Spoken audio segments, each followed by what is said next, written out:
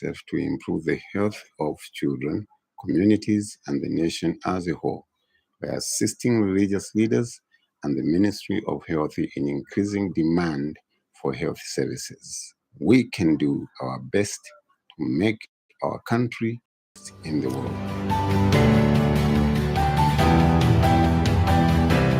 Are you aware of your status?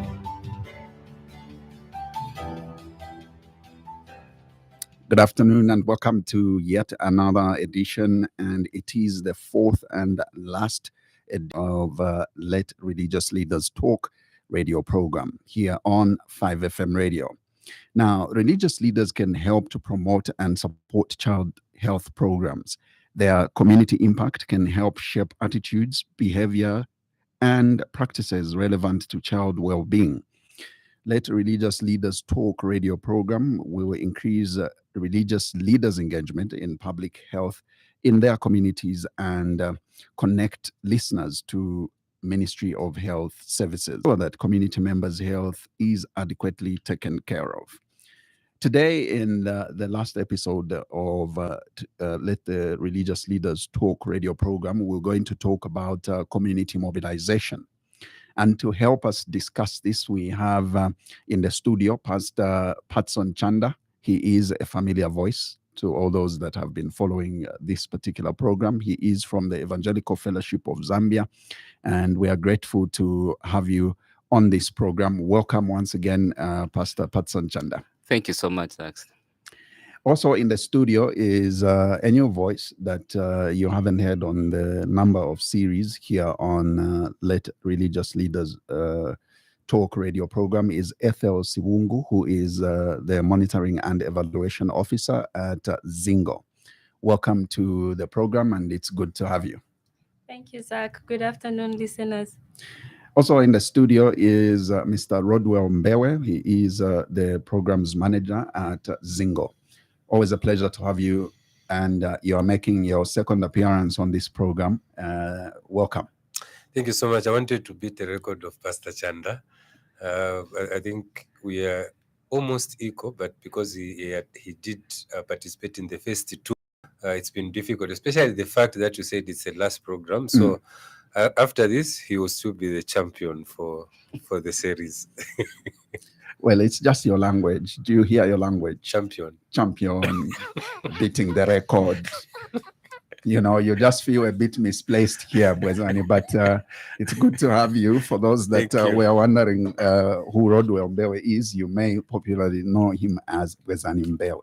Now, ladies and gentlemen, we're going to talk about community mobilization. Very important. And just explain to us, Rodwell, what community mobilization in this regard, with what we talk about with regards implementing child health programs. How does community mobilization come in, and how does it work? Okay. So, first of all, to those that are listening, Zingo is the Zambia Interfaith Networking Group. Now, it brings up 7 faith mother bodies working together, together with Ministry of Health. Of course, on this project supported by UNICEF. Right. Now, when we talk about the community, we are talking about the faith community. They need to get mobilized to push in one direction. And in this direction, we are pushing towards COVID and as well as polio immunization. So when we refer to community mobilization, we are not going individually as congregations. Right. We are going in as a network. So we are mobilizing the Zambia Conference of Catholic Bishops, mobilizing the Council of Churches in Zambia, mobilizing Evangelical Fellowship of Zambia, CCZ, and other 3 more to come together, okay? To mobilize them, come together, work as a unit in all the 10 districts that we are having this project. So that's the first point.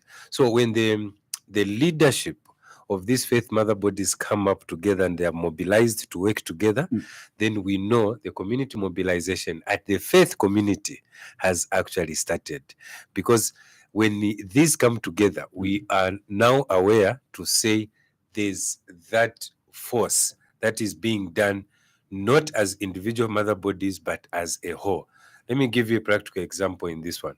We we have seen churches do march past, individual churches. You Yes. understand? We've seen them organize crusades. Okay, it works best. But on health matters, we want them to have a unified voice. Okay, so that when they go to the district commissioner, of course, the district commissioner won't say the Catholic Church visited me. He will say religious leaders visited me to look into this aspect. So that's the mobilization of the faith community that we refer to in today's program. Now, let me go to Pastor while we are at this. Now, yours is to encourage congregants and community members to contribute resources, financial or indeed otherwise, to support public health programs and initiatives. Now, at this point, it should be very difficult for you to convince your congregants to contribute resources such as finance or financial resources to support initiatives of this nature. Just share with us how this has been and challenges that you might have faced. Okay, thank you so much. I think we are not alone in all this, since we have Ministry of Health, UNICEF, and other stakeholders that are interested to support this. So ours is to talk to people and mobilize them, because, you know, community, we are the gatekeepers of everything, because everything that starts from the community. So being the gatekeepers, we may not have the resources, but we may partner with somebody or an institution with the resources. So we can always go to Ministry of Health. We can always fall back on other stakeholders who are interested in supporting and amplify our voice to support the health initiative in our communities. Yeah. Ethel, yours is monitoring and evaluation. Just share with us what your job entails with regards where we are in terms of mobilization. A very good question, Zach. So we are talking about mobilization and we are looking at an interfaith. And when we talk of interfaith, in some districts, some religion are not found there. So what we do is we make sure that we mobilize all the mother bodies and we focus on those mother bodies that are not in other districts, and such that we cover up all the gaps that are there. So I will give an example of Western Province. In Western Province, there's a lot of church. There's SDM. And in some part of, in some districts, they are not there. So we utilize that opportunity. Like for Western Province, we know that the numbers is to work with these mother bodies. In this district, it's to work with these mother bodies. And all together, that's how the mobilization part comes in. Yes. And how has it worked in terms of just you evaluating the success of this? It has worked best in that some of these, like the people that I've mentioned, the mother bodies that I've mentioned, they are not actually mother bodies. They are associate members. We are yet to incorporate them in the network. And so taking advantage of that, seeing that their presence in those districts is high, we utilize them to come on board to join the other faith mother bodies that are already in the network to work with us and be able to spread the good news of having a healthy community. Great. Now let's look at the fact that we are in a very difficult time. The economy is hard, and anywhere else to just get volunteers who do not necessarily look at how much is in it for them to volunteer for them to participate in public health projects. It becomes very difficult to mobilize such individuals. But how would you say it has been? Because I understand that there are quite a number of volunteers who have actually come forward to obviously inspire community members to actively participate in public health projects. A very good question. I would say if we want to urge the religious leaders to take it upon themselves to be able to understand that it's not all about money, but it's about having a healthy congregation. Because then if they don't spread the good news with their congregants, trust me, there's going to be a lot of people that are going to be down with COVID. It's COVID we are talking about. Remember how many lives that we lost during the COVID era, when it was just coming up, when we had little knowledge about how to go about it. So then if the religious leaders take it upon themselves to say, okay, let's spread the love by making sure that we make our congregants aware of the benefits of being healthy, like following the golden rules of COVID-19, making sure that they encourage their congregants to take their children for immunization. It's going to be a really healthy congregation, and trust me, even the tithe will go up in the churches. It's actually up to them, because this is all, it all comes back to the religious leaders themselves, because then the congregants are the sure that a congregation goes forward. And maybe an addition, Zach, to the volunteer part. The model that we are using, I think on the subsequent programs we've talked about it. It is falling on the tri-dimension, which is capacity building, linkages, and service delivery. Now you realize that, Pastor Chanda, on the service delivery of these healthy services, you've been capacitated. You can only do that much. Okay, so that's the reason there's that first part of that capacity building, to make sure that the religious leaders, first of all, mainstream these activities into the running of the church day to day. You understand? So that ultimately we know they are volunteering to do this, but it becomes part of their work. Okay, like in the morning on a Sunday when Reverend Chanda goes to church, as he is preparing his sermon, he will definitely throw in messages of COVID. Okay, that's the mainstreaming part of it. And this is the reason we are saying, once the religious leaders understand how to mainstream these activities into the running of the church, this volunteerism will not even be taken care of. It will be taken care of. Then the push now will be for Pastor Chanda to translate this information to the rest of the congregation. How do they understand? Because there will come a time, we are a bit spoiled, for a lack of a better term, in the country, where every meeting that people meet, they will expect to be paid. You understand? And most of it, if you check very well, they are getting paid for something that they themselves should actually pay to receive. There's a lot of information that people have studied, and they bring you together. They are telling you how to take care of your health. And then you expect them to pay you again. You understand what I mean? So this is the situation that we found ourselves into. But in this project, this is where we're trying to run away from and put it as much as possible as activities of the congregations that they have to understand. Look, do you get you are a Catholic, Zach? Do you get paid when they say men's meeting at church? No. You don't. And you are used. You understand what I mean? They will actually come to say, we need your tithe. You even pay. You understand? But when Zingo comes to that Catholic church and say, we want men to meet, Zach will be the first one to say, what about transport refund? So that's what we want to run away from.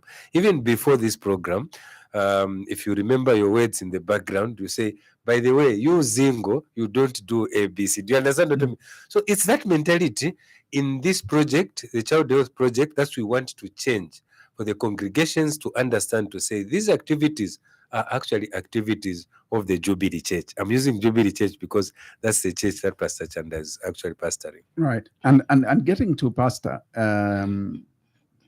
obviously I don't know if you do face resistance in as far as volunteers are concerned. There are people who will tell you to say, obviously, if I never cheat of a pastor, beve batenga drama, but is not using amzina your guiranchito ya Mulungu. That's true.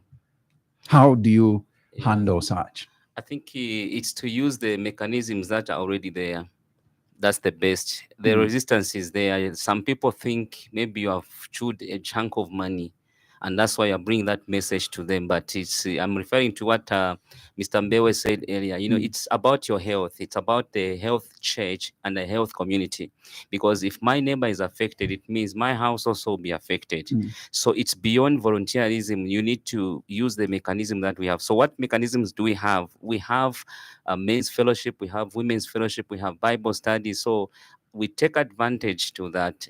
Others may have that mindset of saying, pastor has been paid. That's the reason why he's championing matters of health like this, because something like that. But it's not that point, because it's about passionate, and it's about being patriotic and wanting to see a healthy church and a health community. So when such challenges come, usually you don't bulldoze and force.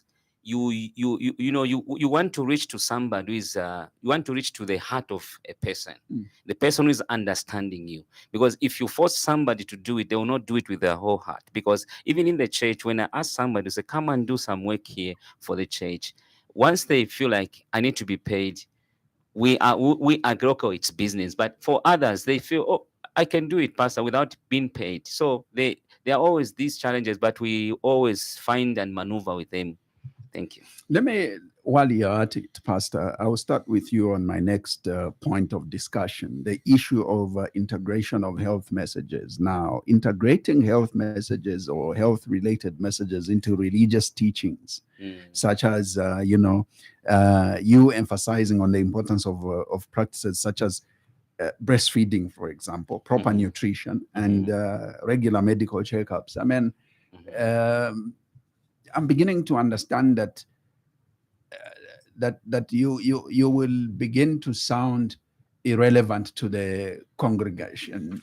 Manje enichani mapasta manje mambotiuza kuti tudye bwino sazi la economy avut.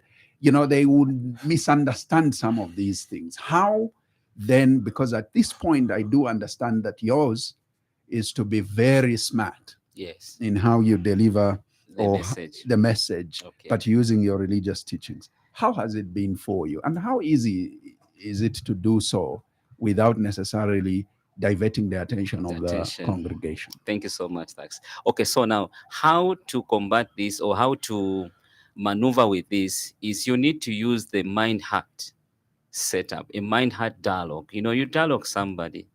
Usually you don't just go to the people and send the information. You identify the receptors, the people who have got receptors of good news. In short, I'm using the analogy of good news. So they are receptors. So there are few individuals who receive it with a positive attitude, and they are the people that you talk to and begin to influence the others and talking to others. Yes, at some point members may think pastor is irrelevant because he maybe has abandoned the faith. No. Pastor is still anointed and is still very strong, word-based, and the faith, the miracles.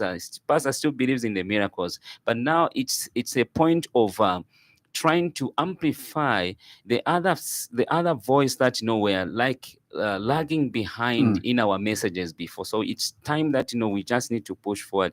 And once you find those positive people that are able to, those are the people that usually I will work with. And the integration works well better when you meet the team and you talk about them. Guys, what are you going through? I ask questions like, guys, what is happening to you? Okay, they will explain. And once they explain, then now we can now put our heads together and talk about, okay, what is happening in our community? Like the other day at church, I was talking about, it's rain season and most of our drainages are blocked.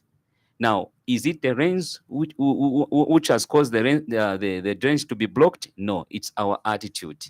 Which attitude do we have? It's because of in the disposal of bottles. You just drink a bottle of water, then you just throw it.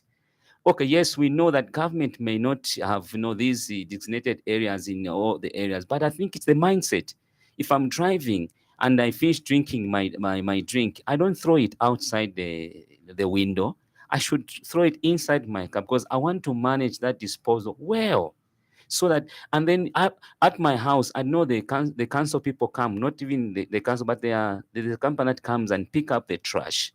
So that's the kind of the mindset that we are trying to talk. And it's difficult to reach because most of our people, they have a different way of perception.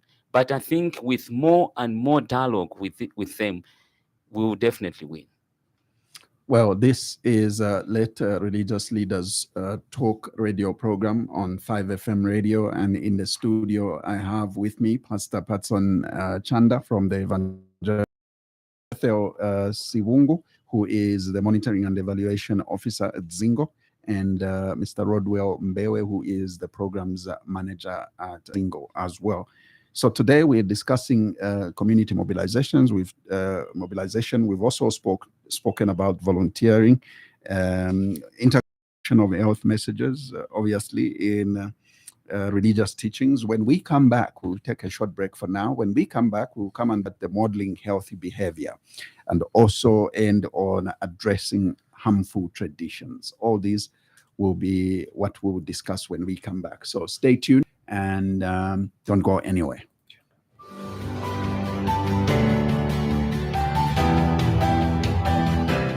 Are you aware of your status?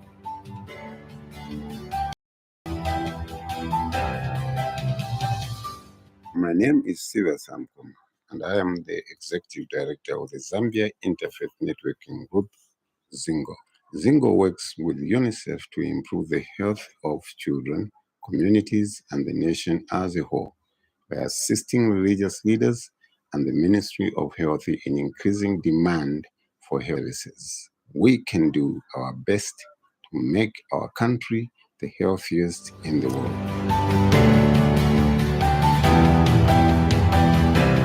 Are you aware of your status?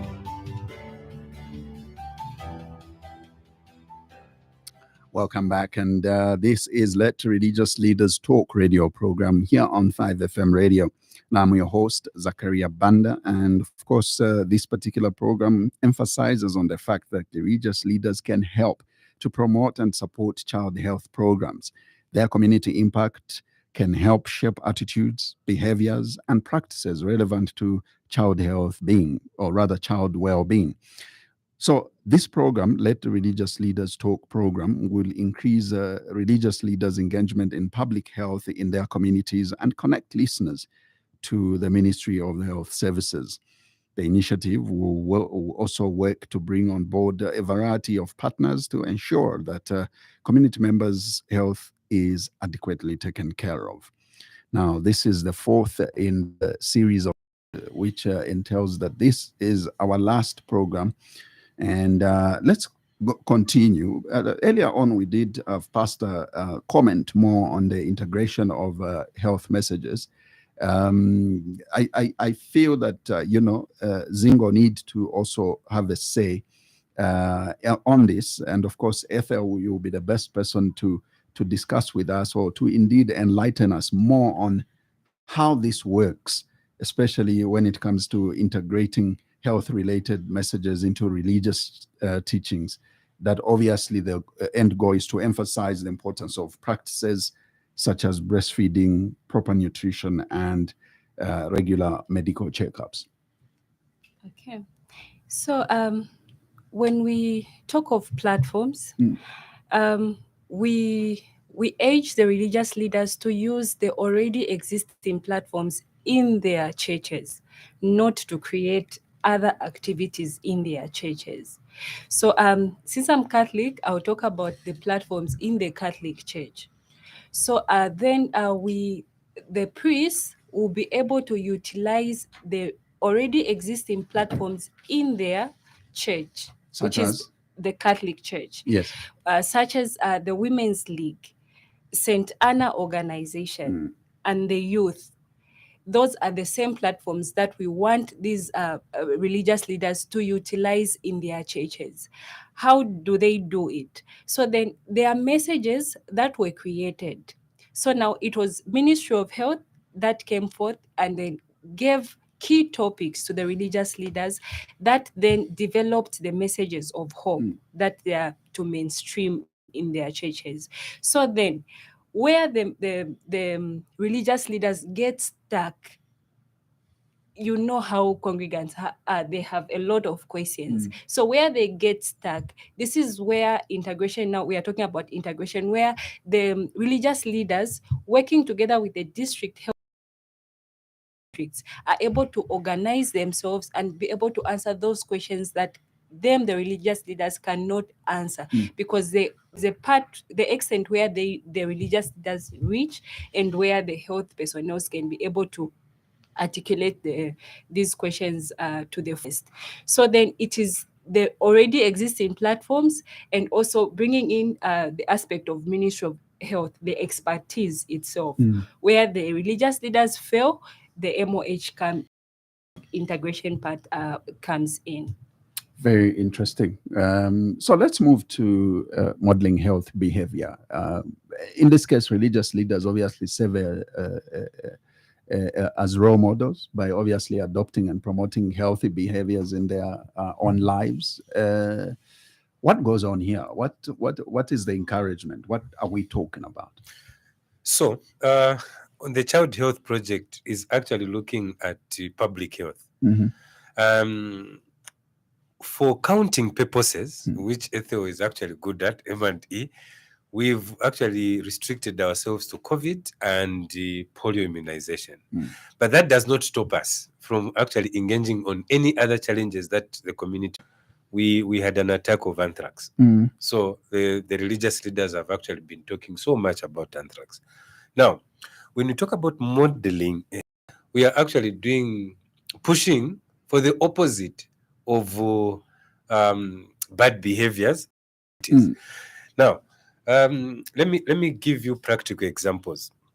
When COVID was being introduced, the churches were closed for some time.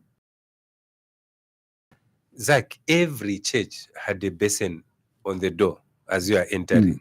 You understand? And it was clean. Everywhere was clean. Immediately, some of these restrictions were reduced. Go to these churches. You realize there's no dish, there's no water, the sanitation is back to the state. You understand? So we are trying to get back to them and say, you can't just be doing this because there's this. You understand? We all know to say, and these are the religious teachings that are there. Cleanliness is next to godliness. We hear pastors talk about that. And these are the behaviors that we want congregations to maintain. Okay, because at any time, this COVID can again pop up. Do you want, when it pop-ups, that's when you get back your dishes, put them back together? We don't want to get into that situation where churches are actually closed. It was a very difficult period for congregants. For the first time, other people learned how to use Facebook because they needed to pray. You understand? We don't want to get back to that. We want them to always be ready. Which are other modeling health behaviors are we promoting? Fathers, like you, Zach, I know you're a very good example with your kids. Do not let your wife always take the kids to the hospital. Give that support as a male parent. Those are the modeling behaviors that we are actually promoting. Skipping the child monitoring growth that is given at the health center. You understand? So all those, and this is the reason we are saying, and what Ethel talked about, these messages are provided by Ministry of Health for the religious leaders to patch up the scripture aspect of things. When that is done, we want the congregants to realize, to say, actually, there's COVID in the Bible. You understand? Because this verse is actually talking about this. So those are some of the examples of behaviors that we are actually calling on the congregants and the religious leaders to foster. So that ultimately we have one message. The message is a healthy church, a healthy congregation, a healthy family, anything to do with health to be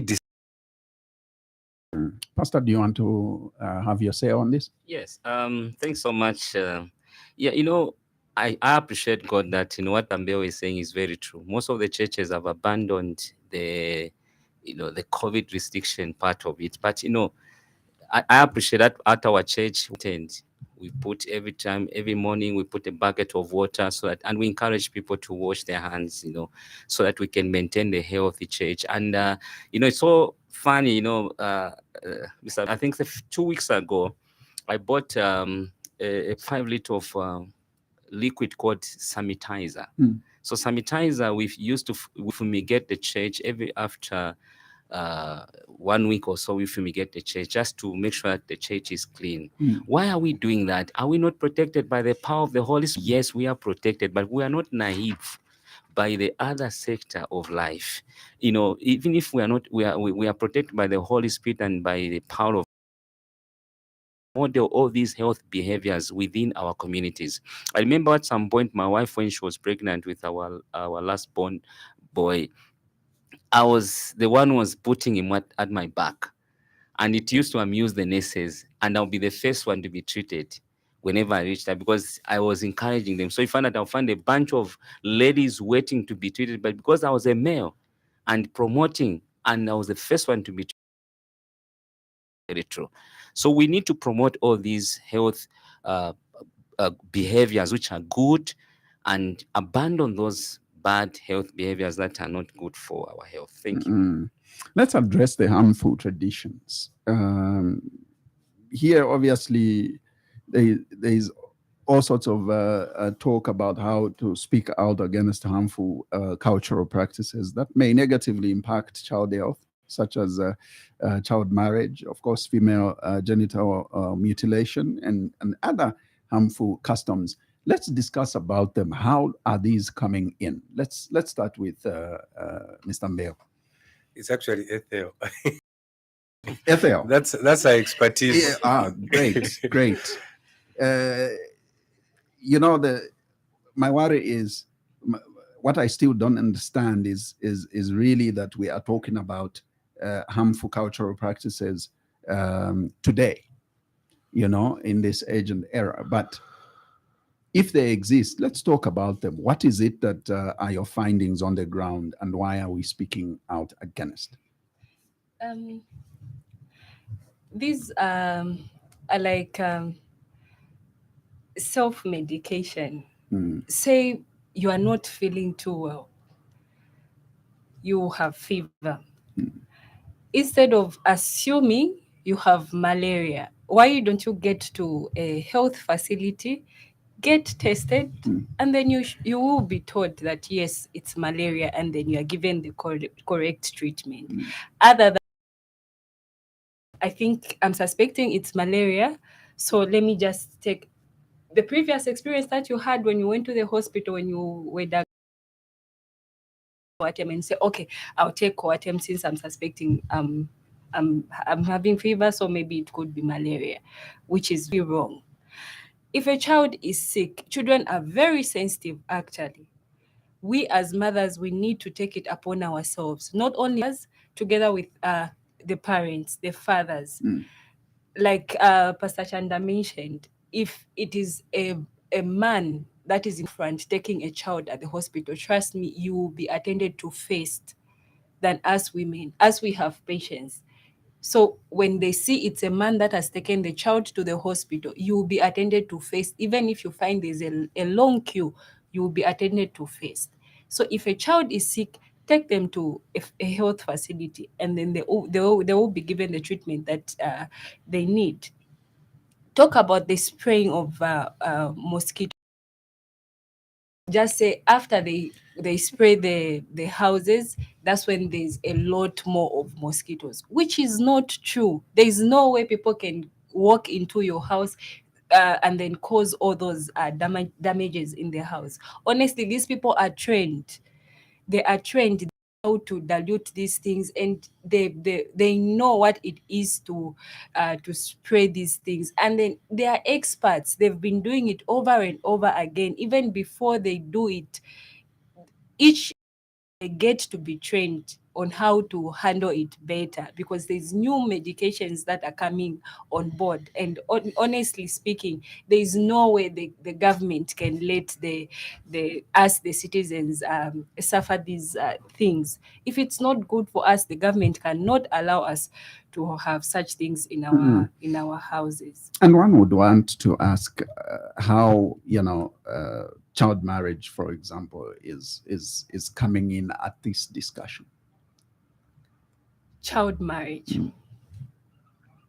Like we mentioned, there are a lot of issues that as an interfaith we look into. we were talking about anthrax because that's the current situation. Mm. But child marriage has always been there, especially in some districts that I won't be able to mention. They are, it's still like an in thing. So now, how best can we be able to curb this? Because it's not good for children to be forced to go into marriages when they are not ready. I mean, it's their bodies. A body will tell you when it's ready for certain things. But for a child to be forced to get married to a man that is way older than their father, or who can be their father, is, I mean, it's not godly, and it's not actually ethical. So we as parents, we as the religious leaders, we need to work together and to be able to educate the communities out there.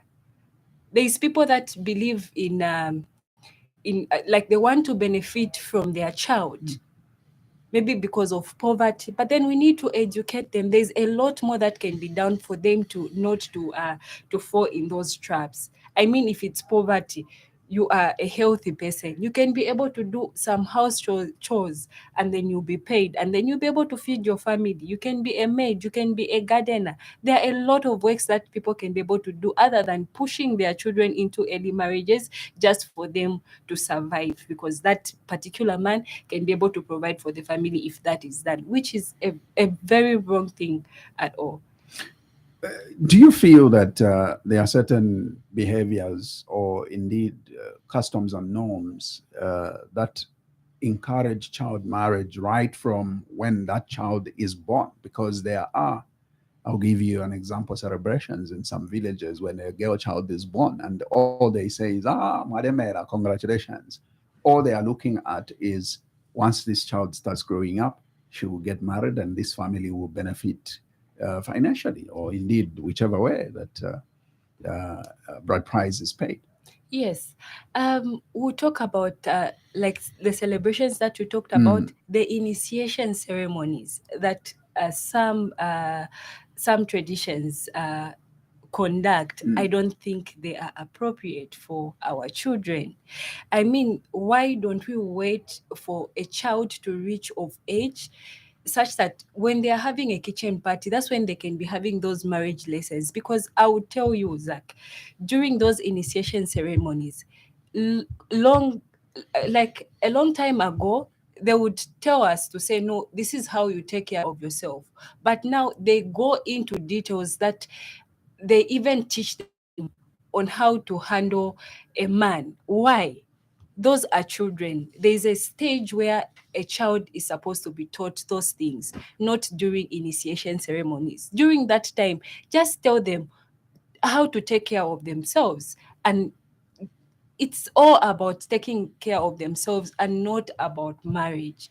Because then if you know, because of the fact that we are coming towards the end of the program, I will definitely ask Rodwell in this case to just have to just give their concluding remarks. Yours is basically to give us a conclusion of these 4 episodes of programs that we've had, and what they were about, in as far as what your message. Thank you, Zach. It sounds like it's a very concluding comment, and you really don't want us to come back. But we'll definitely do. I definitely want you back. I definitely want you back. Yeah. So basically, the 4 series, and that's why we just streamlined into 4. We are actually on partnership and collaborations, and also to just realize that we are using an interfaith cooperation. Right. There's always positive in working together. Okay, and this is the mother bodies that I talked about. So the program is all about encouraging interfaith collaboration to amplify the reach and effectiveness of public health platforms and programs. Most of them have actually been mentioned by Ethel. So in this instance, religious leaders can now leverage their moral authority and community influence to create a supportive environment that prioritizes the health and well-being of their communities. So that's the core, to make sure that the well-being of the community health-wise is actually prioritized, even at church, because there won't be tithe for Pastor Chanda if a lot of people are sick, and you won't see him drive that Prado. You have to go back to an Allion which has less fuel. You understand what I mean? So for the church to move, and this is what we are trying Meaning to even his outreach work-wise. perfect. So if we don't have that well-being health, okay, that's the priority that we actually want to talk about. But now, the integration that we were talking about, by integrating health into the teachings and actively participating in religious initiatives, religious leaders will contribute significantly to the success of public health initiative project, thereby bringing in Ministry of Health into this work to make sure that we are not passing on information that has a lot of misinformation. Thank you, Zach. So let's start with Pastor. Pastor, you've been part of this journey in all 4 programs. You've been with us. Your concluding remarks as we close. Thank you so much, Zax. It has been an exciting journey being here on this platform, talking to our listeners and educating one another. I've been inspired by my colleagues who have been here, and it's good. Let's not assume of things that are not there. Let's get tested. Let's get there.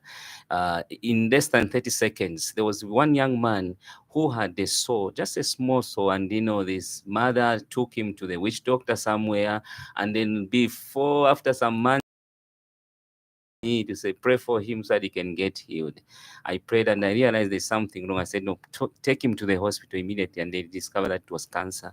And the young man, that cancer was advanced. And he, after some years or so, he couldn't survive. Why? Because of bad health practices that were done before. So let's take care of ourselves and let's take care of our children. Thank you so much. Great. Ethel?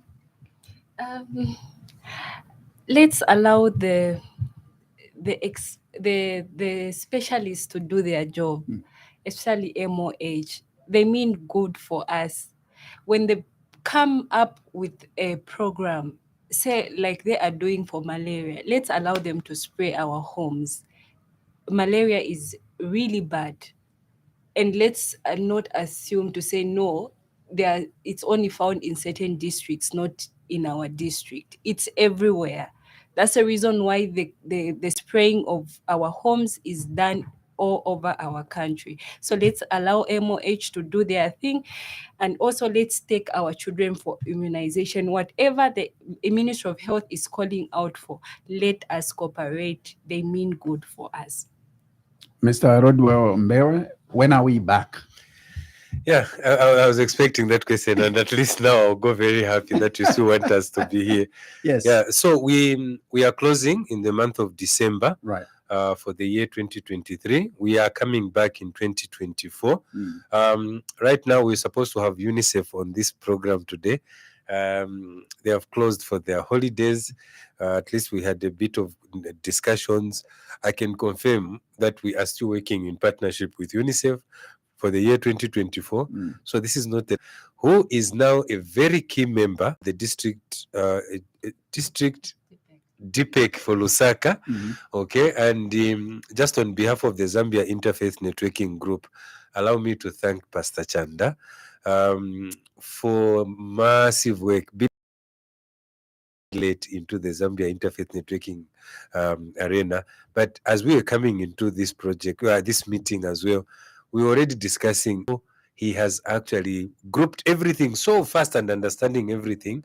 He is coming back on 5FM. This I have to assure you. Great. Well, what can I say but to look forward to more programs of this nature here on 5FM radio. And of course, I thank you all for coming, and I can only wish you all the best and compliments of the season. That's what we had for you on our 4 series programs of Let Religious Leaders Talk radio programs here on 5FM radio. Like you heard, we will definitely be taking a break. We will be back with more of this nature. And thank you very much for having followed these conversations. Until then, it's goodbye from us, and God bless you.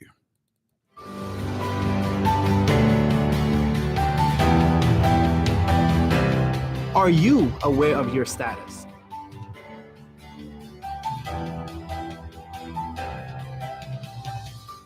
My name is Siva Samkum, and I am the Executive Director of the Zambia Interfaith Networking Group, Zingo. Zingo works with UNICEF